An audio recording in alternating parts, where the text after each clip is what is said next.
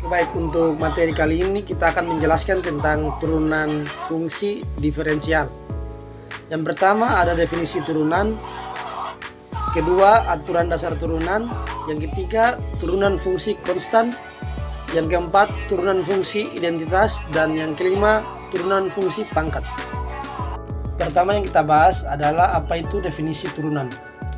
Turunan merupakan pengukuran terhadap bagaimana fungsi dapat berubah seiring dengan perubahan nilai input. Secara umum, turunan dapat menunjukkan bagaimana suatu besaran dapat berubah akibat adanya perubahan besaran lainnya. Kedua, apa itu aturan dasar turunan? Aturan turunan adalah turunan yang digunakan untuk mencari turunan dari fungsi seperti aturan perkalian, aturan rantai, dan lainnya. Yang ketiga, apa itu turunan fungsi konstan? Turunan fungsi konstan adalah 0. Hal ini karena konstanta tidak berubah. Turunan fungsi adalah fungsi lain yang menunjukkan bagaimana suatu fungsi berubah seiring dengan perubahan nilai input. Yang keempat adalah apa itu turunan fungsi identitas. Turunan fungsi identitas adalah fx sama dengan 1 atau fx sama dengan x.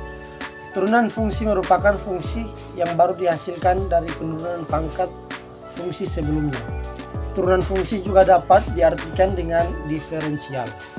Terakhir, apa itu turunan fungsi pangkat? Turunan fungsi pangkat adalah fungsi baru yang dihasilkan dari penurunan pangkat fungsi sebelumnya, sesuai dengan aturan yang telah ditetapkan. Turunan fungsi pangkat juga disebut sebagai aturan eksponen.